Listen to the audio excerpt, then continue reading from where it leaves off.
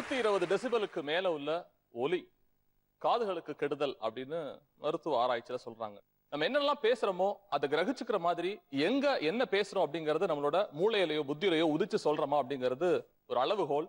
அதற்கான மேடை தான் நில் கவனி சொல்.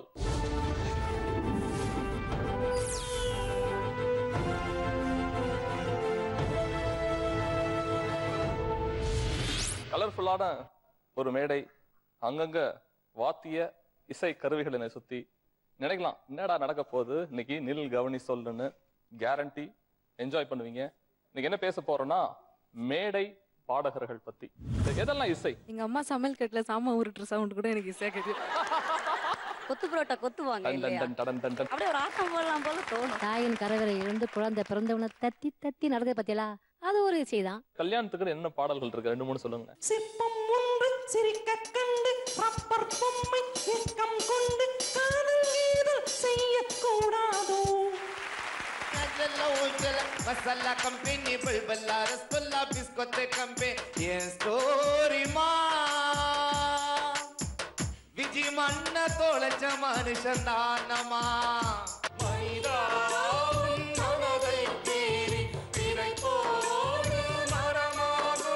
இன்னைக்கு காலகட்டத்துல ஒரே மேடையில ஒரு 10 பாடகி, அதுவும் முக்கா பேண்ட், அரை பேண்ட், ஒரு ஜீன்ஸ், டைட்டா ஒரு ஜீன்ஸ், ஒரு போன்டெயில், இப்படி பாடகி தான் கூட்டிட்டு போறாங்க. சில இசை அமைப்பாளர்கள் இன்டர்நெட்ல நல்ல நல்ல பாடல்களை கரோக்கியா விட்டுறாங்க. இதனால என்னன்னு பாத்தீங்கன்னா நல்லா வாசிக்கக்கூடிய கலைஞர்களை வச்சு கச்சேரி பண்ணோம்னா அவங்கள 100% பாதிக்கப்பட்டிருக்காங்க சார். பட் கரோக்கி ஒரு டெக்னாலஜி வளர்ச்சி தான் அது. அதாவது சிங்கர்ஸை அவங்க ஒதுக்கி வச்சுட்டு அவங்க இன்ஸ்ட்ருமெண்டல்னு ஒரு ப்ரோக்ராம்னு ஸ்டார்ட் பண்ணாங்க. அப்போ நாங்க பாதிக்கப்படுறோம். குறிப்பா பாட்டு அப்படிங்கறதோட முக்கியத்துவம் என்னன்னா, ஏன் பிடிச்சிருக்காது அப்படின்னா டிஸ்டர்ப் பண்ணாது நம்மள. காதுல நம்ம ஹெட்போன்ஸ் எல்லாம் மாட்டிக்கிட்டு டிரைவ் பண்றோம், இந்த மாதிரி சில வேலைகள் செய்யலாம். பாட்டோட முக்கியத்துவமே அதுதான். நம்மளோட பயணித்து கொண்டே இருக்கிறதா பாட்டு. அப்படி பாட்டை ரசிச்சு வாழ்க்கையை எடுத்துக்கிட்டு அதுல ஜெயிச்சுக்கிட்டு இருக்க மேடை பாடகர்கள். அதே மாதிரி மேடை அப்படின்னாலே அந்த இன்ட்ரோ மியூசிக்ங்க அப்படியே லைத்து கேட்டுக்கிட்டு இருக்கலாம் அப்படிங்கிறது நம்மளோட ஆர்வமும் கூட. இங்க இந்த நில் கவனி சொல் மேடைக்காக பிரத்யேகமா ஒரு அறிமுக இசை கேட்கலாம்.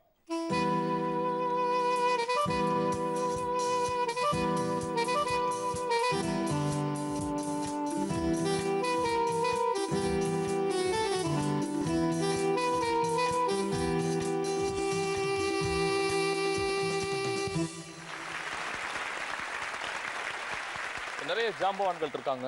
அவங்க ஒட்டுமொத்த குரலையும் மேடை பாடகர்களாகிய உங்க மூலமா கேட்க போறோம், ரசிக்க போறோம், லைக்க போறோம். பாடலாம். திருச்சி லோகநாதன் அவர்களுடைய குரல் இருக்கு. திருச்சி லோகநாதன் குரல் பேச்சே அப்படிதானே சார் இருக்கு.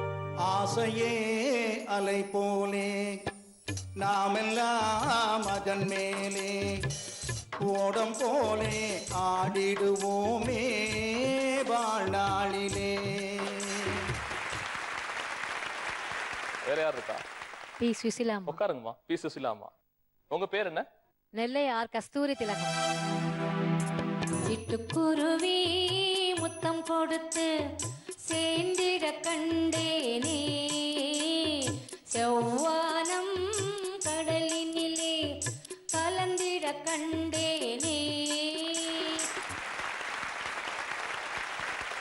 TR. Mahalingam. TR. Mahalingam sir. நீட்டா அழகா பாகிராஜ் மாதிரி தொப்பிலாம் போட்டு கண்ணாடி போட்டு சூப்பரா இருக்கீங்க சார். டி.ஆர். மகாலிங்கம். செந்தமிழ் தேன் மொழியாள் நிலாவென சிரிக்கும் மலக்கொடியாள், நிலாவென சிரிக்கும் மலக்கொடியாள். பைங்கனி இதழில் பழரசம் தருவாள், பருகிட தலை குனிவாள். எல்லாரீஸ்வரி. எல்லாரீஸ்வரி. ஓகே. இழந்த பழம் பொழைச்சக்க செவந்த பயம், இது தேனாட்டம் இனிக்கும் பயம், எல்லாரும் வாங்கும் பயம், இது ஏழைக்குன்னு பிறந்த பயம். பேராசிரியர் பி. ஆதிவராகமூர்த்தி, எஸ்.பி. பாலசுப்ரமணியன். பேராசிரியர் நீங்க. பாடும் போது நான் தென்றல் காற்று, பருவ மங்கையோ தென்னங்கீற்று, நான் வரும் போது 1000 பாடல் பாட வந்ததென்ன, நெஞ்சம் ஆசை கொண்டதென்ன, பாடும் போது நான்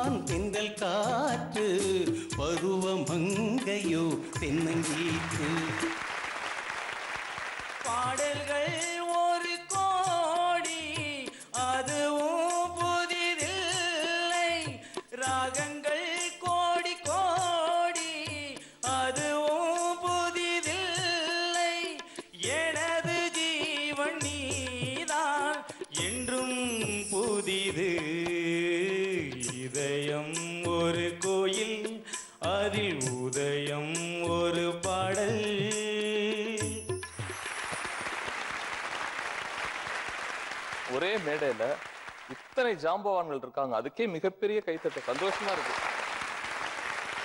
எத்தனையோ மேடைகள்ல இது வரைக்கும் நீங்க பாடிருப்பீங்க. இந்த மேடை, இந்த தளம் என்ன வித்தியாசத்தை உணர்றீங்க? எப்படி ஃபீல் பண்றீங்க? இன்சைடு யாராவது பேசலாம்.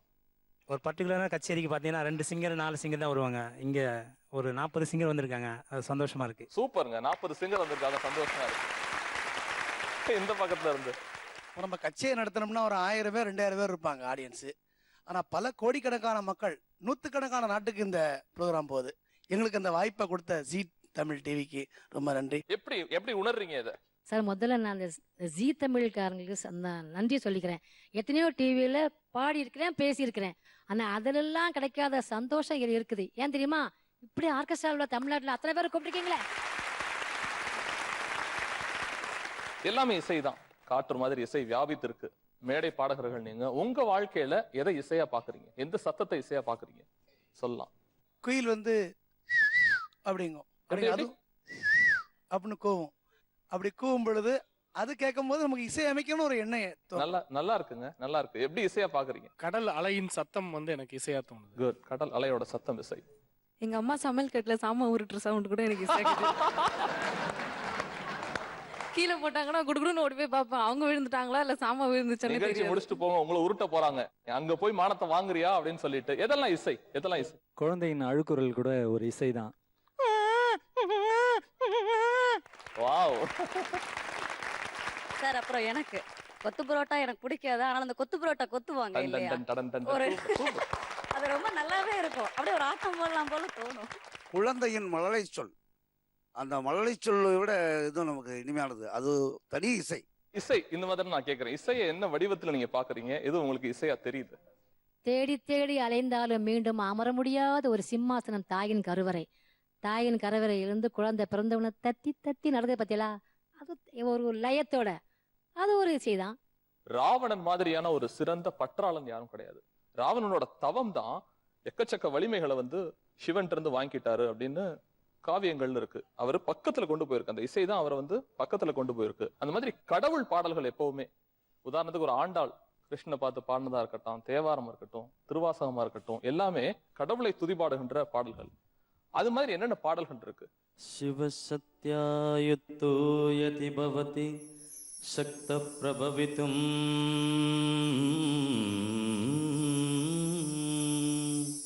நச்சேதேவம் தேவோ ந கலு குஷலஹ ஸ்பந்திதுமபி.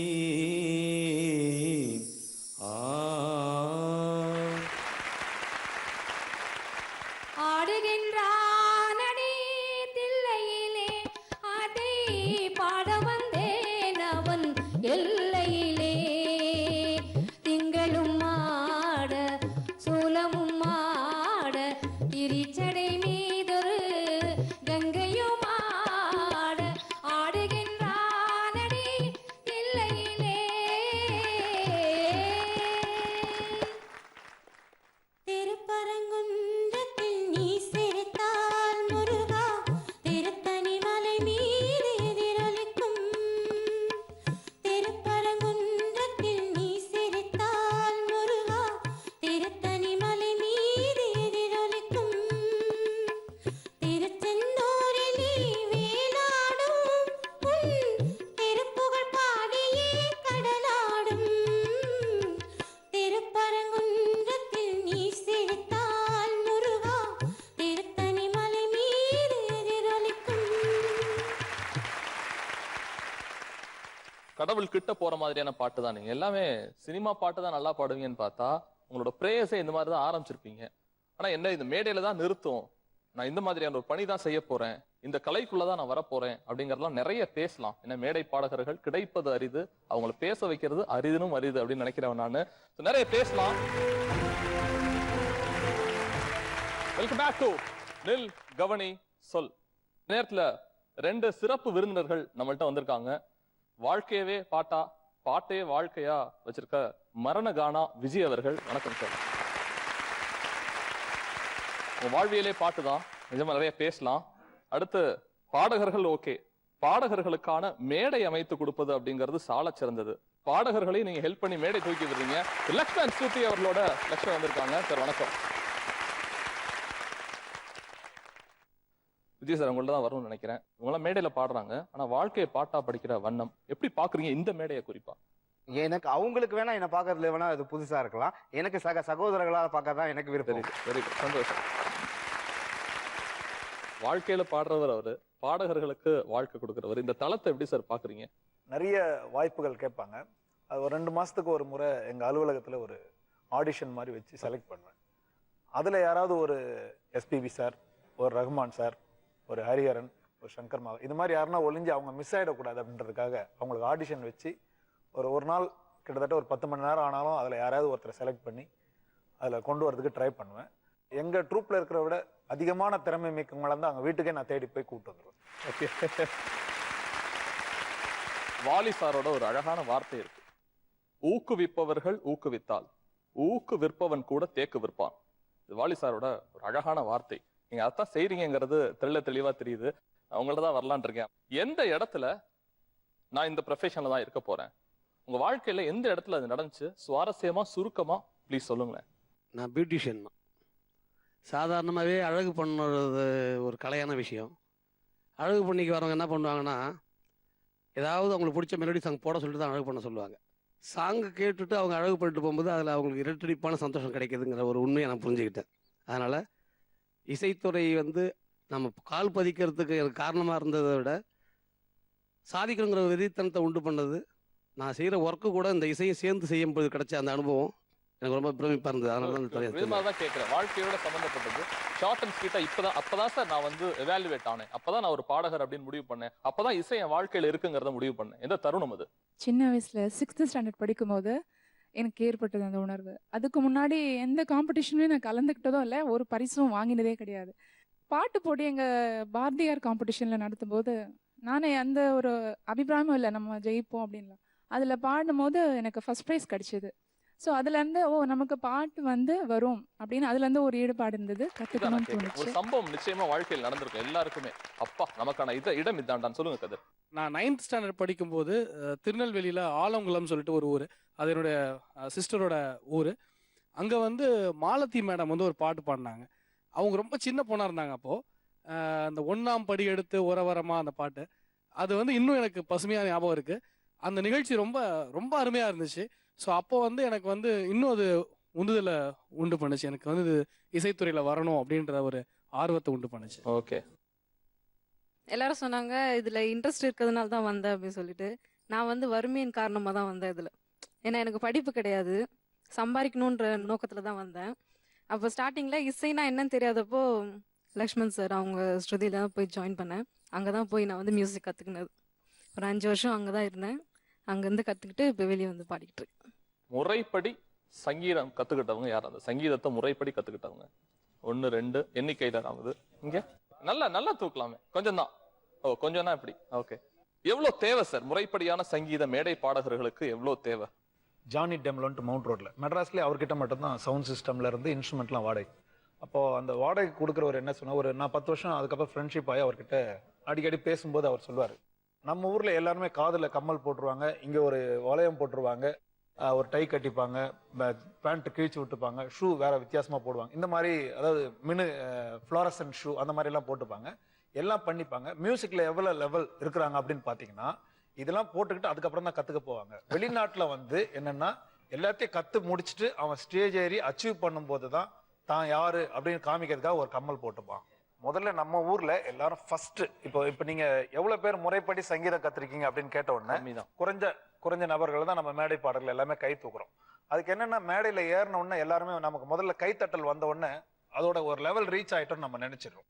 அதுக்கப்புறம் கத்துக்கிறதுக்கு நிறைய பேர் முயற்சி பண்றது கிடையாது. ஏன்னா முயற்சி பண்றதுக்கு டைமும் கிடைக்காது, பிஸி ஆயிடும். அப்ப அந்த கத்துக்கணுன்ற அந்த மோட்டிவ் வராது. அதனால அவர் சொன்ன விஷயம் என்னன்னா, அவங்க கத்துக்கிட்டதுக்கு அப்புறம் ஒரு ரெக்கக்னேஷனுக்காக ஒரு கம்மல் போடுவான், ஒரு துண்டு கட்டிக்கிறது, இந்த மாதிரி நிறைய விஷயங்கள் இருக்கு. நம்ம ஊர்ல ஃபர்ஸ்ட் இதை பண்ணிட்டு அப்புறம் கத்துக்க. இது எவ்வளவு உண்மை? 100% உண்மை. ஒத்துக்கிறீங்க நீங்க?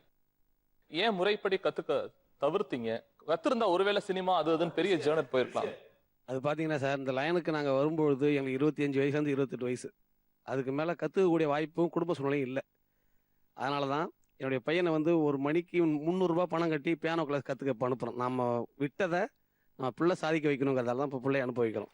அப்போ என்னுடைய பேரண்ட்ஸு என்னை அந்த மாதிரி அனுப்புறதுக்கு அவங்களுக்கும் தகுதி இல்லை, எங்களுக்கும் சுற்றுச்சூழல் அந்த மாதிரி சொல்லிக் கொடுக்குற ஆட்கள் அப்போ அங்கே இல்லை.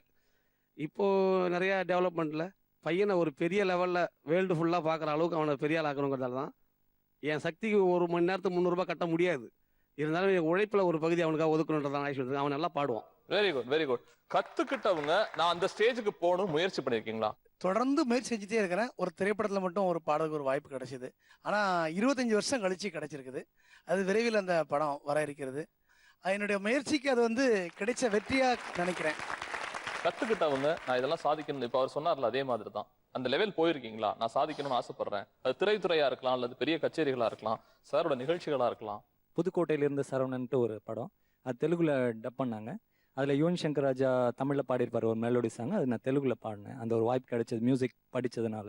Very good very good very good. திரைத்துறை விட்டுருங்க, நான் ஒரு ஆல்பம்ல பாடியிருக்கேன், அதற்கான வாய்ப்பு வந்திருக்கு. குறும்படத்துல பாடுறதுக்கான வாய்ப்பு, சின்ன சின்ன சந்தோஷங்கள் தான். ஒரு மெட்லி பாடியிருக்கேன் ஒரு இடத்துல போய் அப்படின்னு சின்ன சின்ன வெற்றிகள் உங்களை யார சூழ்ந்திருக்கு இது வரைக்கும்? ஒரு பக்தி பாடல் கேசட்டே வெளியிட்ட ஒரு விஷயமா இருக்கலாம், அது மாதிரிலாம் என்ன முயற்சிகள் இது வரைக்கும் பண்ணிருக்கீங்க? ரொம்ப லேட்டாக தான் நான் முறைப்படி சங்கீதம் கற்றுக்கிறதுக்கான ஒரு வாய்ப்பு கிடச்சிது. அதில் வந்ததுக்கு அப்புறம் தான் நிறைய ஆல்பங்களில் பாடுறதுக்கான வாய்ப்பு கிடச்சி இது வரைக்கும் ஒரு 8 டிவோஷனல் ஆல்பங்கள். அது நம்ம ஊர் முடித்து மலேசியாவுக்குலேயும் சிங்கப்பூர்லேயும் அது ரிலீஸ் ஆகிருக்கு. அது எனக்கு ரொம்ப நல்ல பெருமையான ஒரு விஷயமா நான் கருதுகிறேன். நான் ஏன் அதை கேட்டேன்னா, திரைத்துறையில பாடுறவங்க மட்டும்தான் பெரிய ஆள் அப்படிங்கிறது கண்டிப்பா கிடையாது. அதற்கான அத்தாட்சியாவும் சாட்சியாவும் தான் நம்மளோட சிறப்பு விருந்தினர் மரணகானா விஜய் வந்திருக்காரு. புத்தகங்கள் நிறைய போட்டிருக்கீங்க அப்படின்னு நான் கேள்விப்பட்டேன். இந்த பாட்டோட ஜேர்னி உங்களுக்கு எப்படி இருக்கு? நீங்க ஒரு திரைப்படத்துல பாடணும் அப்படிங்கிற தாக்கம் இருந்துச்சா? உங்க லைஃப் பத்தி கொஞ்சம் சொல்லுங்க. இவங்க வந்து பாடக்கூடியதெல்லாம் மைக்குன்னு ஒன்று கண்டுபிடிச்ச பின்னால வரக்கூடிய பாடல்கள். ஆனா கானான்றது மைக்கே கண்டுபிடிக்க முடியாத காலத்துல இந்த கூத்து வழியாக வந்த ஒரு கூக்குரலுடைய பாடல். இந்த வாத்திய கருவிகளுக்கெல்லாம் வராத முன்னாடி பண்டைய காலத்துல 3 வாத்திய கருவிகள் தான் முதல்ல இருந்துச்சு. அதுதான் குழல், யாழ், முழவு. இந்த 3 தான். இந்த குழல் அப்படின்றது ஊதுறது எல்லாமே இன்னைக்கு இருக்கக்கூடிய ட்ரம்ஃபட்ல இருந்து ஃப்ளூட்ல இருந்து எல்லாமே குழல்ல வந்துடும். யாழ் கம்பி வீணையில வாசிக்கிறதாகட்டும், கீபோர்டா இருக்கட்டும், எல்லாமே யாழ்ல வந்துடும். முழவு அதாவது மாடு இறந்து போய் தன்னுடைய கரிகளை காலி பண்ண பின்னால முதுகு எலும்பு இருக்கு இல்லையா, அந்த இடைவேளையில பணம் கொட்டைகள் விழ நாதம் கிளம்பி அதுக்கப்புறம் அது கொட்டு முரசாக முழக்கப்பட்டு உருவாக்கப்பட்டதான் பறை மோளம் என்பது. அந்த வரலாறில் வந்ததுதான் திராவிட பாடல் என்பது. இந்த திராவிட பாடல்களுக்கு இந்த சங்கீதம் என்பது தேவையில்லை என்பது என்னுடைய கருத்து. 2 வார்த்தை பாடுங்க. இவங்க பாடக்கூடிய பாடல்ல வந்து பல்லவி, சரணம், அனுப்பல்லவின்னு சொல்லுவாங்க இல்லையா. ஆனா எங்களுடைய கானாக்கள்ல எடுப்பு, தொடுப்பு, முடிப்புன்னு 3 பிரிவு இருக்கும். இப்போ இது ஒரு இது போட்டிருக்காங்களே, இது இன்னொரு பாடல். அது சமீபத்தில் ஒரு சினிமாவா கூட வந்துச்சு அந்த பாட்டு. ஆனா அது கானாவுடைய பூர்வீக பாடல்ல ஒண்ணு. அது கடலை பாரு கடலை பாரு கடல் மேல கப்பல் பாரு விஜய் கானாவில் மெட்ட பாருடா. கடலை பாரு கடல் மேல கப்பல் பாரு கப்பல் பாரு கப்பல் பாரு கப்பல் மேல போயா பாரு போயா பாரு போயா பாரு போயா புள்ள ஆயா பாரு ஆயா கையில குழந்தை பாரு குழந்தை கையில கிளிய பாரு கிளியின் வாயில் பழத்தை பாரு பழத்துக்குள்ள புழுவ பாரு புழுவு நெத்தில பொட்ட பாருடா விஜய் கானாவில் மெட்ட பாருடா. ஒரு சினிமா மட்டும் இல்லாம வாழ்வியல்லையும் ஜெயிக்க முடியும், வாழ்க்கையை பாட்டாவும் தொடுக்க முடியும் அப்படிங்கிறதுக்கான ஒரு பெரிய இன்ஸ்பிரேஷன். இப்படிப்பட்ட மேடை பாடகர்களுக்கு இது டிப்ஸா இருக்கலாம், இது ரிக்வெஸ்டா இருக்கலாம் அப்படின்னு என்ன முன்வைக்கிறீங்க? நீங்க எந்த சிச்சுவேஷன் கொண்டாலும் வாங்க, ஆனா இதுதான் முடிவானதுக்கு அப்புறம் அதுல நிலைச்சு நிக்கிறதுக்கு என்ன பண்ணணும், அதான் நம்மளோட முக்கியமான வேலை. ஃபீல்டுக்கு வந்தப்போ இந்த ஃபீல்டு நீ 2 வருஷம் இருந்துருவியா, வேலைக்கு போ, பிசினஸ் பண்ணு. ஆனா நான் இதான் ஃபீல்டு முடிவு பண்ணிட்டேன். 27 வருஷம் ஆயிடுச்சு, 8000 கச்சேரி முடிச்சிட்டேன், 25 நாட்டுக்கு போயிட்டேன். ஆனா அந்த ஃபீல்டு இதுதான் டிசைட் பண்ணீங்கன்னா அதுல நீங்க உத்வேகமா எவ்வளவு முயற்சி பண்ணணும், எவ்வளவு இன்வால்வ்மெண்ட். சார் சொன்னாங்க எனக்கு வந்து டைம் கிடைக்கல, என்னோட சூழ்நிலை படிக்க முடியல, அப்படி மட்டும் யாருமே நினைச்சுக்காதீங்க. படிக்க முடியல அப்படின்னு சொல்லவே கூடாது. 10 நிமிஷமா அதுக்கு ட்ரை பண்ணுங்க, அவ்வளவுதான். இதுதான் நமக்குன்னு முடிவா இருக்கும். இதுலதான் நம்ம சாப்பாடு, இதுலதான் நம்ம சட்டை போடுறோம், இதுலதான் பேண்ட் போறோம், இதுலதான் சாப்பிட்றேன், இதுலதான் இந்த பவுடர் அடிச்சுக்கிறேன், இதுலதான் பைக்ல போறேன், கார்ல போறேன் அப்படின்னா இதுக்காக முயற்சி பண்ணணும் அப்படின்ட்டு எல்லாரையும் தாழ்மையா வேண்டி கேட்டுக்கிறேன். மற்ற ஃபீல்டுக்கெல்லாம் எங்களுக்கு கலைமாமணி கொடுக்குறாங்க, பத்மஸ்ரீ கொடுக்குறாங்க. எங்களுக்கு வந்து சினிமா லைட் மியூசிக் வந்து யாருமே அங்கீகாரமே கிடையாது. அதையும் நான் வேண்டுகோளா அரசாங்கத்துக்கு விடுக்கிறேன். ஏன்னா எங்க துறையிலையும் சிறந்த கலைஞர்கள், அதாவது உற்பத்தி, இசையை உற்பத்தி பண்ற வித்வான்கள், விற்பனர்கள் எல்லாமே இருக்கிறாங்க. இங்கிருந்து எங்கள் துறையிலிருந்து போனவர்கள் தான் நிறைய இசை அமைப்பாளர்கள். ஏன் எங்களுக்கு அங்கீகாரம் கொடுக்க மாட்டாங்க அப்படின்னா எங்களை காப்பி பண்றோம் அப்படின்னு சொல்றாங்க. இது வந்து காப்பி கிடையாது. ஒரு விஷயத்தை ரீக்ரியேட் பண்ணி மேடையில சந்தோஷமா ஜனங்க பாக்குறதுக்கு கொடுக்கிற ஒரு வித்வான்கள், ஒரு இசை கலைஞர்கள், மாபெரும் கலைஞர்கள் தான் நான் சொல்லுவேன் எங்க துறையை. ரொம்ப சந்தோஷம் 2 சிறப்பு விருந்தினர்களும் இந்த நெல் கவனி சொல் மேடைக்கு வந்ததுக்கு. இந்த தபேலா ரொம்ப நேரமா என்ன கேட்டுட்டு இருக்கு, நீ மட்டும் தான் பிரேக் சொல்லுவியாடா, நானும் சொல்லுவேன் பாரு என்னோட மொழியில அப்படின்னு சொல்லிட்டு இந்த தபேலா கேட்டுட்டு இருக்கு. அங்க பாருங்க, அது பிரேக் சொல்லுது. நெல் கவனி சொல்.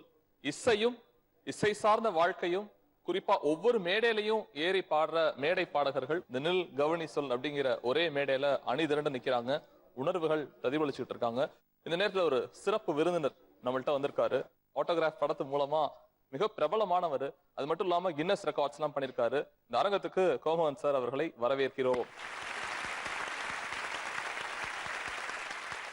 சரி, நீங்க வர்றதுக்கு முன்னாடி நிறைய இசை சம்பந்தமான கேள்வி கேட்டுட்டு இருந்தோம். மேடை பாடகர்கள் நான் சொன்ன மாதிரி தனக்கு தன்னோட வாழ்க்கையில என்னென்ன நடந்துச்சு, எப்பெல்லாம் மாற்றம் வந்துச்சு, நான் கத்துக்கிட்டேன், நான் கத்துக்கலையா, நிறைய விஷயங்கள் அலசி ஆராய்ஞ்சிட்டு இருந்தோம். நீங்க மேடையிலே வாழ்ந்துகிட்டு இருக்கவரு, இந்த மேடை எப்படி பாக்குறீங்க நீங்க?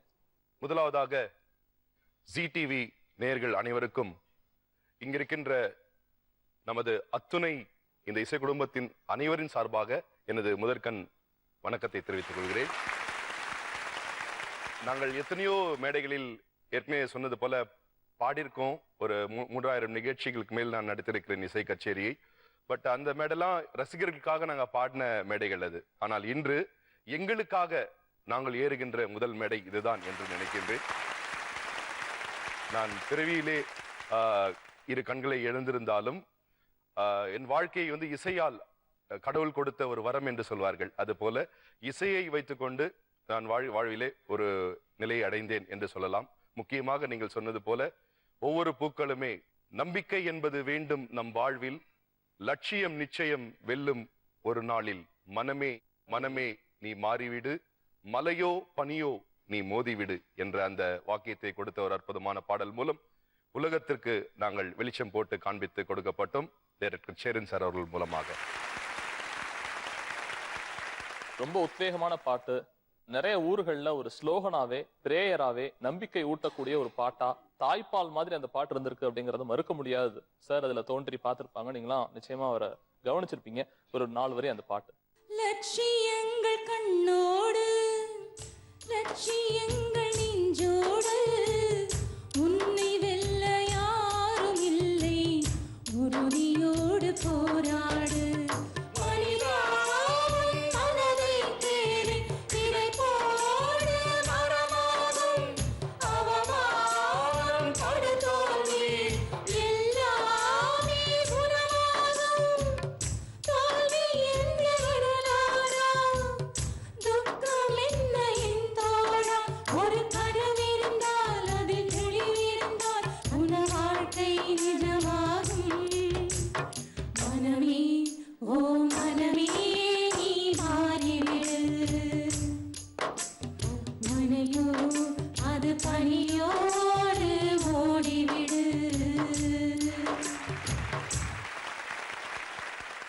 இந்த பாட்டு பாருங்களேன், எல்லாரையும் சேர்த்து பாட வச்சிருச்சு. இந்த பாட்டோட மகத்துவம் அதானே. நம்ம எல்லாரும் சேர்ந்து பாடினோம், ரசித்தோம், லயித்தோம்.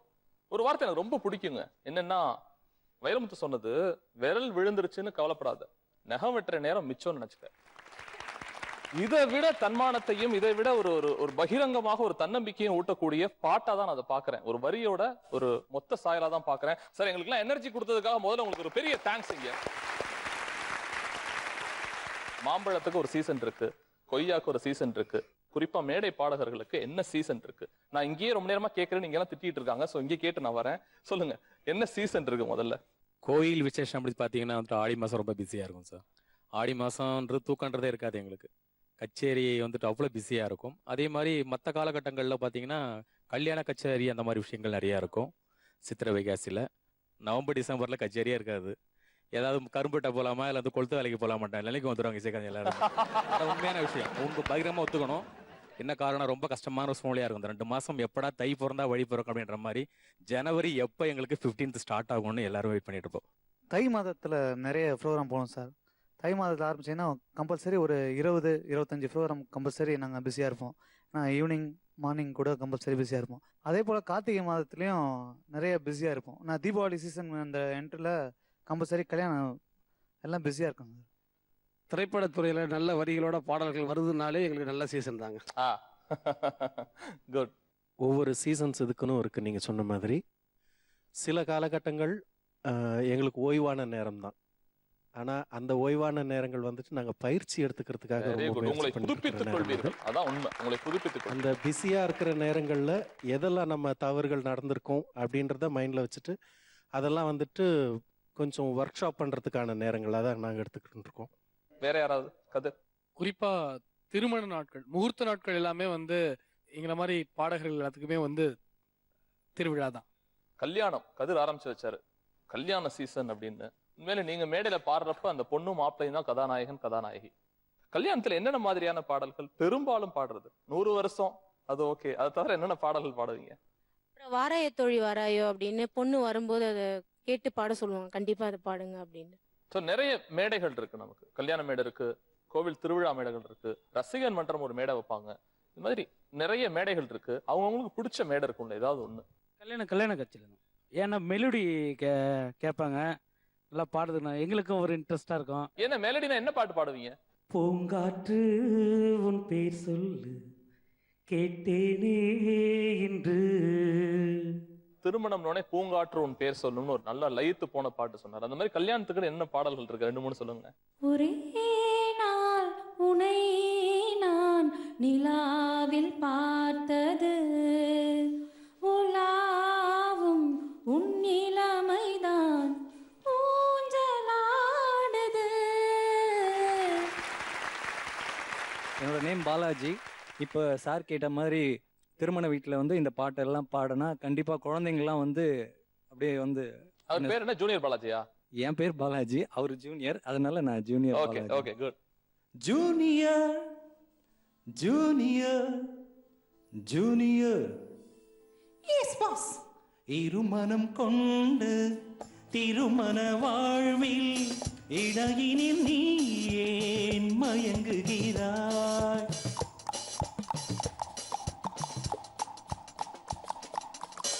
இருமனம் கொண்டு திருமண வாழ்வில் இடையினில் நீ ஏன் மயங்குகிறாய்? இளகிய பெண்மை இருவர் கை பொம்மை, ஏன் இன்னும் நீயும் ஏங்குகின்றாய்? கரையினில் ஆடும் நாணலே நீ, கரையினில் ஆடும் நாணலே நீ, நதியிடம் சொந்தம் தேடுகின்றாய். சிற்பம் ஒன்று சிரிக்க கண்டு ரப்பர் பொம்மை ஏக்கம் கொண்டு நானும் ஏதோ செய்யக்கூடாதோ? சின்ன பையன் வயசும் கொஞ்சம், பொம்மை என்ன மனசா பஞ்சம், ஒட்டி பார்த்தால் ஒன்றாய் சேராதோ? Junior junior junior. லைவா அழகா பேக்கடா ஒரு விஷயம் செஞ்சீங்க. சந்தோஷமா இருக்கு. நிஜமா குட் குட். விஜய் உங்கள்ட்ட தான் கேட்கணும்னு நினைக்கிறேன். பாட்டை தாண்டி நிறைய விஷயங்கள் நீங்க பண்ணிட்டு இருக்கீங்க. புத்தகம் எழுதுறதா இருக்கட்டும், பிபிசி அளவுக்கு உங்களோட பெயர் போனதா இருக்கட்டும், என்னென்னங்கிறத உங்க வாயில சொல்லுங்களேன். இப்ப எப்படி சங்கீதங்களுக்கு ராகங்கள் இருக்குதோ அதே மாதிரி கானாங்களுக்கு ராகங்களை உருவாக்கணும். இதே போல கானாங்களுக்கு வந்து தனித்தனியா ராகங்களை நானே உருவாக்கினேன். சட்டி முனிமான்னு ஒரு ராகம். இப்ப அந்த ராகத்துல தான் என்னுடைய பாடல் ஒண்ணு ரொம்ப பிரபலமா போயிட்டு இருக்கு. பாடலாமா? வாழ்வு என்ன மாயமான வாழ்வுதானடா, நம் ஆட்டம் எல்லாம் முடிந்த பின்னே ஓட்டந்தானடா. அஜல ஊஜல மசாலா கம்பெனி, பல்பல்லா ரசகுல்லா பிஸ்கொத்து கம்பெனி. அஜல ஊஜல மசாலா கம்பெனி, பல்பல்லா ரசகுல்லா பிஸ்கொத்து கம்பெனி. என் ஸ்டோரிமா இது மண்ண தொலைச்ச மனுஷன் தானமா. ஒரு கான மழை அப்படின்னு சொல்லுவேன் நான். கோமகன் சார் வழி அனுப்புறதுக்கு முன்னாடி இவ்வளவு நேரம் வந்துட்டீங்க, பேசிட்டீங்க, பாடாம போனா நல்லா இருக்காது. ஸோ எங்களுக்காக ஒரே ஒரு பாட்டு பாடுங்க. மண்ணில் இந்த காதலன்றி யாரும் வாழ்தல் கூடுமோ, என்னும் கன்னி பாவையின்றி 7 ஸ்வரந்தான் பாடுமோ, பெண்மை இன்றி மண்ணில் இன்பம் ஏதடா, கண்ணை மூடி கனவில் வாழும் மானிடா. ரெண்டு பேத்துக்கும், ரெண்டு அன்பர்களுக்கும், ரெண்டு சிறப்பு விருந்தினர்களுக்கும் ஒரு மிகப்பெரிய நன்றியை சொல்லிக்கிறேன். இந்த நிகழ்ச்சிக்காக வந்ததுக்கு. துறைக்கான வளர்ச்சி, இந்த துறைக்கான வீழ்ச்சி நல்லதுன்றதுதான் கெட்டவனி சொல். 2 அணியா உட்கார்ந்துருக்காங்க. நான் முன்னாடியே சொல்லியிருந்தேன் பிரேக்கு முன்னாடி, இது ஒரு வளர்ச்சி பாதையில போதா வீழ்ச்சி பாதையில போதான்னு. இப்ப என்ன நடந்துகிட்டு இருக்கு அப்படிங்கறத ஒண்ணு இருக்கு. சமூகம் அல்லது வீடு நம்மளை எப்படி பாக்குது, நம்மளை எப்படி அங்கீகரிக்குது, தனி மனித உணர்வாவே அதை வெளிப்படுத்தலாம். இங்க இருந்தே ஆரம்பிங்க. வீட்டுல எப்படி பாக்குறாங்க நம்மள? கச்சேரி முடிச்சுட்டு வரேன்னு வைங்க சார், போலீஸ்காரங்க யாராவது அப்படி மடக்குறாங்க எங்களை பார்த்து, நாங்கள் கச்சேரிக்காரங்க அப்படின்னு சொன்னாலே ஒரு மரியாதை கொடுத்து அனுப்பிச்சி விட்டுறாங்க. யாரும் எங்களை செக் பண்ணுறது கிடையாது. அந்த மாதிரி ஒரு மரியாதை உண்டு. Very good. இதான் கேட்குறேன், சின்ன சின்ன வார்த்தைகள். தனி மனித சந்தோஷங்கள் சங்கடங்கள் பேசுங்க. இந்த ஃபீல்ட்ல இருக்கனால இந்த சந்தோஷம் எனக்கு கிடைச்சது. 89 அந்த இசை பாட ஆரம்பித்தேன். 2000 திடீர்னு என்னுடைய வாய்ஸ் வந்து போயிட்டு கிட்டத்தட்ட 2012 வரைக்கும் நான் பாடலை. பாட்டு மட்டும் தான் தெரியும், என்னை சிங்கி அடிக்க கூட யாரும் கூட்டு போகல, என்னைய அப்படியே ஒதுக்கிட்டாங்க. ஆனால் அந்த 2000 பாதிக்கப்பட்டவர் என்ன செஞ்சேன்னா, கொஞ்சம் கீபோர்டு ஹார்மோனியெலாம் வாசிப்பேன். உடனடியாக ஒரு இசைப்பள்ளி மாதிரி ஒன்று ஆரம்பித்தேன். அதே இசையாலேயே நான் வாழ்ந்தேன். இசையை வந்து யாரையும் வாழதான் வைக்கும், விழ வைக்காது. வளர்ச்சி வீழ்ச்சின்னு பேசுறதுக்கு முன்னாடி தனி மனிதனா அல்லது சமூகம் உங்களை எப்படி பாக்குது? இந்த இசை வந்து எல்லாருமே 100% வாழ வைத்து கொண்டு தான் இருக்கிறது, அதில் எந்த சந்தேகமும் இல்லை. ஆனால் இசையை வந்து கற்றுக்காதவங்க கரோக்கே என்ற ஒரு சிஸ்டத்தை பயன்படுத்தி நல்லா வாசிக்கக்கூடிய கலைஞர் இல்லாமல், நல்லா பாடக்கூடிய கலைஞர்கள் இல்லாமல் அவங்க இஷ்டத்துக்கு கச்சேரி பண்ணிக்கிறாங்க. பாண்டிச்சேரியிலே வந்து பார்த்தீங்கன்னா நல்ல சூப்பரான கலைஞர்லாம் இருக்காங்க, அருமையாக வாசிக்கக்கூடிய கலைஞர்லாம் இருக்காங்க. இன்றைக்கி வந்து அவங்கெல்லாம் கச்சேரியே இல்லாமல் இருக்காங்க. காரணம்னு கேட்டிங்கன்னா, சில இசை அமைப்பாளர்கள் இன்டர்நெட்டில் நல்ல நல்ல பாடல்களை கரோக்கியாக விட்டுறாங்க. அது மட்டும் இல்லாத நல்ல தனிப்பட்ட, அதாவது எல்லா பெர்குஷனும் தெரிந்த தனிப்பட்ட ஒரு இசைக்கலைஞன் தபேலாவிலேருந்து, கீபோர்ட்லேருந்து, ட்ரம்ஸ்லேருந்து, கோரஸ்லேருந்து எல்லாத்தையுமே அவர் கம்போஸ் பண்ணி இன்டர்நெட்டில் விட்டு ஒரு பாட்டுக்கு 300 ரூபாய் 500 ரூபாய் இன்டர்நெட்லேயே அக்கௌண்ட்டில் காசை கலெக்ஷன் பண்ணி அவங்க விட்டுறாங்க. இதனால் வந்து என்னன்னு பார்த்தீங்கன்னா, நல்லா வாசிக்கக்கூடிய கலைஞர்களை வச்சு கச்சேரி பண்ணோம்னா சாதாரண ஒரு கல்யாண கச்சேரிக்கு ஒரு 18,000 20,000 இல்லாமல் கச்சேரி பண்ண முடியாதுங்க. இதனால் வந்து கச்சேரி கொடுக்குறவங்களுக்கும் ரேட்டு கம்மியாகுதுன்னு அவங்களுக்கு தெரியாமல் கொடுத்துட்றாங்க. எங்களை மாரி வாசிக்க இங்கே இருப்பாங்க, நிறைய பேர் இருப்பாங்க, அவங்களாம் 100% பாதிக்கப்பட்டிருக்காங்க சார். ஒரு ஆண் பாடுறதுக்கும் தப்பா எடுத்துக்காதீங்க, பெண் மேடை ஏறி பாடுறதுக்கும் நம்ம சமூகத்துல பாத்தீங்கன்னா, என்னம்மா பொம்பளை பிள்ளை ஏமா ஏறி பாடுற, லேட் நைட் வீட்டுக்கு வரணும், இந்த மாதிரி என்ன சங்கடங்கள் லைஃப்ல நீங்க அனுபவிச்சீங்க? ஆண்கள் பாடுறது வந்து அவங்க வந்து பாடிட்டு அவங்க பாட்டு போயிடுவாங்க. நாங்கள் வந்து குறிப்பிட்ட டைமில் நாங்கள் வீட்டில் போய் ரீச் ஆகணும். அதே மாதிரி ஷார்ப்பாக 6:30 6 o'clockலாம் எங்களை வந்துடணும்னு சொல்லுவாங்க. ஆனால் எங்களை சொன்ன மாதிரி அந்த 10 o'clock எங்களை முடிச்சு வீட்டுக்கும் அனுப்ப மாட்டாங்க. அந்த சங்கடத்தில் சூழ்நிலையில் எங்களால் வந்து வெளியே ஸ்டேஜ் விட்டு இறங்கவும் முடியாது. அதே மாதிரி போனோன்னா நாங்கள் சேஃப்டியாக போனோமா இல்லையா, அந்த ஒரு யாருமே அந்த இதுவே நினைக்கிறதே கிடையாது. வந்தோம்மா, பாடினாங்களா, பேமெண்ட் வாங்கினாங்களா, அவ்வளோதான். அது மறுநாள் கூட அதை வந்து என்ன போனீங்களான்னு அந்த இது சேஃப்டின்றது எங்களுக்கு. ஐடி கம்பெனில ஒரு பொருள் ஒர்க் பண்ணா அவங்கள வேன்லாம் வச்சு வீட்டுல கொண்டு போய் விடுறதுங்கிறது சாத்தியக்கூறு. எங்களுக்கு அந்த மாதிரி இல்லைங்கிறீங்க நீங்க. இங்க கொடுங்க, இங்க கொடுங்க. ஏதோ சொல்லணும்னு ஆசைப்பட்டீங்க? எங்க ப்ரொஃபஷன் பொறுத்த வரைக்கும் ஒரு ஸ்டேஜ் அப்பியரன்ஸ் எங்களுக்கு கண்டிப்பா தேவைப்படும் இல்லையா? ஜென்ஸ் வந்து ஒரு குல்லா போட்டிருக்காரு, ட்ரெஸ் பண்ணியிருக்காரு. ஸோ நாங்களும் அந்த இடத்துல நாங்கள் ஒரு முக்கியமான ஆளாக நிற்கணுன்றதுனால நாங்கள் மேக்கப் பண்ணிட்டு போவோம். அக்கம் பக்கம் வீட்டில் இருக்கிறவங்க இவங்கெல்லாம் என்ன சொல்லுவாங்கன்னு பார்த்தீங்கன்னா, என்ன 6 மணிக்கு மேலே மேக்கப் பண்ணிட்டு போறா, எங்கே போறா? அந்த வார்த்தை குத்தும் இல்ல பயங்கரமா. 6 மணிக்கு மேல என்ன மேக்கப் பண்றது அப்படிங்கிறது. இதனால வந்து என்னுடைய குடும்பம் டோட்டலாகவே என்ன ஒதுக்கி வச்சிருக்குன்னு நான் சொல்லுவேன். இனிமே யாரும் அதை செய்யாதீங்கன்னு சொல்லுங்க. எங்கள் அப்பா அம்மா வந்து என்னை ஒதுக்கி வச்சிருக்காங்க. அவங்க கஷ்டப்படுறாங்க, ஃபீல் பண்ணுறாங்க. நம்ம பொண்ணு வந்து மற்றவங்க பேசும்போது அவங்களுக்கு என்ன வலிக்கும். யார் யார் ஒரு பொண்ணை தப்பாக பேசுகிறீங்களோ அவங்க எல்லாரும் தன்னுடைய மகளாக நினச்சிக்கோங்க. யாருமே சொல்ல மாட்டாங்க இந்த மாதிரி. தயவுசெய்து யாரும் எந்த பெண்ணையும் தப்பாக சொல்லாதீங்க. தப்பு பண்ணுற பெண்கள் எல்லா துறைகளிலும் இருக்காங்க. வளர்ச்சி அப்படின்னு ஏன் சொல்றீங்க நீங்க? வளர்ச்சி தான் நான் சொல்லுவேன், வளர்ச்சி தான். நான் வந்து ஒரு காலேஜ்லாம் படிச்சுட்டு இருக்கும்போது ஒரு பேக்கரியில் தான் ஒர்க் பண்ணிட்டு இருந்தேன். இப்போ நல்லா சிங்கரா நான் நல்ல கார் வசதி எல்லா வசதியும் ஜம்முன்னு நல்லா தான் இருக்கேன். வாடகைக்கு வீடு கூட தராம இருந்திருக்காங்க. அந்த வைராக்கியத்துல சொந்த வீடு கட்டினேன் நான். அதுவும் முழுக்க முழுக்க நான் ஒரு தனி மனுஷியா நின்று 10 லட்ச ரூபாய்க்கு வீடு கட்டியிருக்கேன். 3 லட்ச ரூபாய் கார் வாங்கியிருக்கேன். சந்தோஷமா தான் இருக்கேன். அது வளர்ச்சி தான். ஆனாலும் வீழ்ச்சி அப்படின்னு நான் ஒரு பாயிண்ட் ஒன்று சொல்லணும். இன்னைக்கு காலகட்டத்தில் வந்து ட்ரெஸ்ஸிங் அது வந்து எல்லாருக்கும் பொதுவாக எல்லாரும் பண்ணணும், அதுதான் எதிர்பார்ப்பாங்க. ஆனால் இன்னைக்கு காலகட்டத்தில் ஒரே மேடையில் ஒரு 10 பாடகி, அதுவும் முக்கா பேண்ட்டு, அரை பேண்ட்டு, ஒரு ஜீன்ஸு, டைட்டாக ஒரு ஜீன்ஸ், ஒரு போன்டெயில், இப்படி பாடகி தான் கூட்டிகிட்டு போகிறாங்க. இப்போ அக்காலாம் சும்மா தான் இருக்கிறாங்க. நாங்களும் இன்னைக்கு ஒதுங்கப்பட்ட நிலைமையிலே வந்துட்டே இருக்கோம். அது ரொம்ப வருத்தக்கூடிய ஒரே ஒரு விஷயம் அது ஒன்று தான். அதையும் கொஞ்சம் மாற்றிக்கணும் அப்படின்னு மட்டும் நான் கேட்குறேன். மற்றபடி இது வளர்ச்சியான ஃபீல்டு தான், அதை நான் ஒத்துக்கிறேன். தனி மனிதனோட ஒரு ஆதங்கம், சமூகம் சார்ந்த ஆதங்கம், நல்ல கலைஞர்களுக்கு வாய்ப்பு கிடைக்க மாட்டேங்குதேங்கிறது ஒண்ணு. 6 மணிக்கு மேல மேக்கப் போட்டா ஒரு பெண்ணை இப்படிதான் பாப்பாங்களா? நான் இத்தனைக்கும் கலை கத்துக்கிட்டேன், மேடை போறேன், நள்ளிரவுல பாடுறேன். அதே தான் நான் கேட்கிறேன். ஒரு ஐடி ஜாப்ல சூப்பரா நைட்டு பூரா உழைக்கிறாங்க, சந்தோஷமா ஏத்துக்கிறேன் நம்ம. இதே அதே என்ன சிம்பிள். அதுல வருவாய் கூட, இதுல வருவாய் கம்மின்னு வச்சுக்கிட்டா கூட அதை விட இது சாலச்சிறந்த. வெல்கம் பேக் டு நில் கவனி சொல். வளர்ச்சி தான் இந்த துறை எனக்கு வந்து வளர்ச்சி தான் கொடுத்துச்சு அப்படின்னு இந்த சாராரும் இல்ல சார், பெரிய வீழ்ச்சி, பெரிய கஷ்டப்பட்டுக்கிட்டு இருக்கோங்கிறது இந்த சைடும். என்ன கஷ்டம், என்ன வீழ்ச்சி இது? எதை வச்சு நீங்க வந்துட்டு வளர்ந்துருன்னு சொல்றீங்க? நீங்க எதை வச்சு வளர்ச்சிங்கிறீங்க? யார் பதில் சொல்றா? நான் இந்த துறையில இருந்து சம்பாதிக்கிற காசுல நான் வந்து இன்னைக்கு வந்து நான் ஒரு PhD வரைக்கும் நான் பண்ணியிருக்கேன் அப்படின்றது என்னுடைய வளர்ச்சியை காட்டுது. அழகா சொன்னீங்க, PhD வரைக்கும் பண்ணியிருக்கேன், ஆரோக்கியமா இருக்குன்னு. என்னோட மேடை பாடகர் அப்படிங்கிற காரணத்தினால இப்ப இருக்க சிச்சுவேஷன் வீழ்ச்சியே தான் போயிட்டு இருக்குங்கிறதுக்கு ஏதாவது காரணம் நீங்க சொல்லுங்க.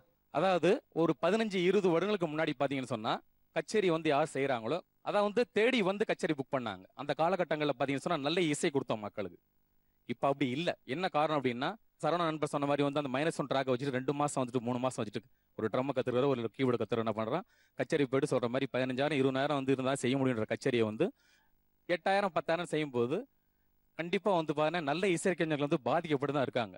இன்னைக்கு வந்து இசை கச்சேரி பண்றவங்களுக்கும் மரியாதை போயிடுச்சு சார். இன்னைக்கு -1 அப்படிங்கிறது டெக்னிக்கல் ஆஸ்பெக்ட்ஸ். இது வந்ததுக்கு அப்புறம் சார் 10 பேர் சேர்ந்து பாக்குற வேலையை ஒருத்தர் பாக்குறாங்க. இந்த கருதடிக்கிற மிஷின் வந்ததுக்கு அப்புறம் கிட்டத்தட்ட 100 விவசாயிகள் பாக்குற வேலையை அந்த ஒரு மிஷின் பாத்துருது அப்படிங்கிறது வளர்ச்சியா வேணா எடுத்துக்கலாம். ஆனா அந்த 100 விவசாயிகளுக்கு வீழ்ச்சி. அதனாலதான் விதர்பால அவ்வளவு தற்கொலை நடந்துட்டு இருக்கு. ஒரு துறைக்கு என்ன வளர்ச்சியா இருக்கு அதை மட்டும் சொல்லுங்க. இந்த மாதிரி புறக்காரணங்கள் வந்த காரணத்தினால. சார் ஒரு 20 வருஷத்துக்கு முன்னாடி பார்த்தீங்கன்னா ஒரு சிங்கராக இருக்கட்டும், எந்த மியூசிஷியனாக இருக்கட்டும், வருஷத்துக்கு பார்த்தீங்கன்னா ஒரு 20 ப்ரோக்ராம் பண்ணுறதே பெரிய விஷயமா இருந்தது. ஏன்னா அப்போ வந்து கல்யாணம், கச்சேரி, கோவில் ஃபங்க்ஷன் இதெல்லாம் வந்து ரொம்ப ரேர் தான். வசதி இருந்தால் மட்டும்தான் அந்த ஊரில் பண்ணுவாங்க. ஆனால் இப்போ வந்து பார்த்துக்கிட்டிங்கன்னா எல்லா ஃபங்க்ஷனுக்குமே, பர்த்டேவாக இருக்கட்டும், காது குத்தையாக இருக்கட்டும், எதோ மேரேஜ், கோயில் ஃபங்க்ஷன் எல்லாமே பண்ணுறாங்க. இப்போ இந்த 20 வருஷத்தில் பார்த்தீங்கன்னா ஒவ்வொரு மியூசிஷியனுக்கும் பார்த்தீங்கன்னா ஒரு 80 ப்ரோக்ராமும் வருது. வாய்ப்புகள் ஜாஸ்தியா வந்திருக்கு எனக்கு, அதனால வரத்து ஜாஸ்தியா இருக்கு, சம்பாரிச்சுக்கிட்டு தானே இருக்கும், வளர்ச்சி தானே அப்படிங்கிறாரு. பாடகர்களுக்கு நோ ப்ராப்ளம்.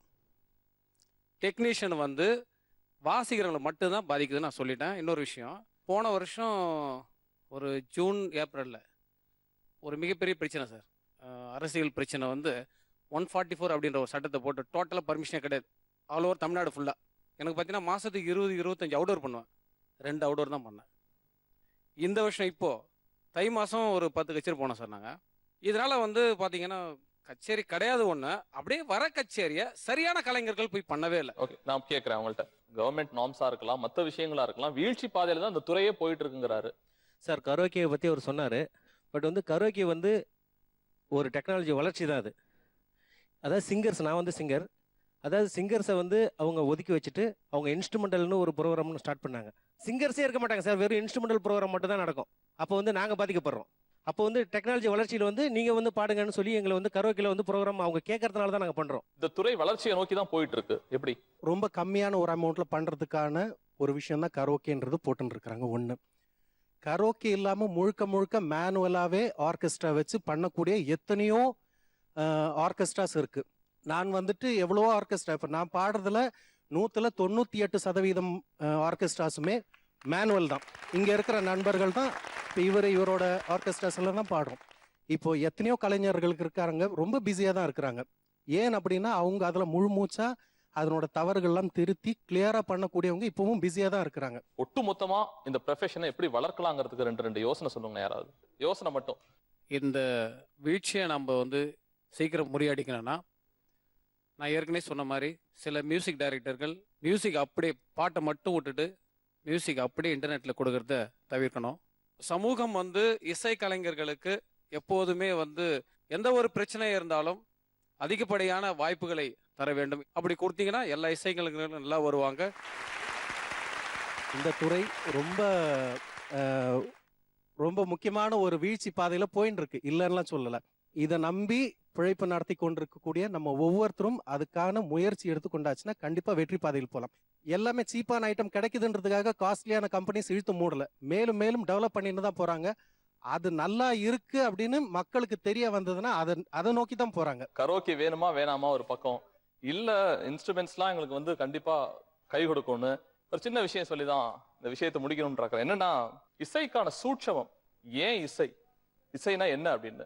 வெள்ளிப்பனிமலையில் மீதுலாவோம் அந்த பாட்டுல ஒரு வரி, ஒரு இசையமைப்பாளர் என்ன செய்ய முடியும் ஜீவன் கொடுக்கறதுக்கு அப்படின்னு. பள்ளி தளமனைத்தும் கோவில் செய்குவோம், பள்ளித்தளம் அனைத்தும் கோவில் செய்குவோம். அது முடிச்சுட்டு எங்கள் பாரத, அந்த பாரதத்தை எங்கள் பாரத, ஏன் வெறும் பாரதம் இல்லடா, பாரத, என்னுடைய நாடு பெருசு, அகண்ட நாடு இது, நிறைய மக்கள் தொகை, என்னுடைய வீச்சு பெருசு, பாரம்பரியம் பெருசு அப்படிங்கிறதுக்கான ஒரு விஷயம் தான் இசையில உணர்த்தின ஒரு அருமை. இந்த இளைய தலைமுறை நிச்சயமா அடுத்த பரிமாணத்துக்கு போறதுக்கான யுக்தி நீங்க 2 பேரும் கொடுக்கிற சாறு சத்து தான். மீண்டும் அடுத்த தலைப்பு, அடுத்த விஷயங்கள்லாம் அலசலாம். இது நெல் கவனி.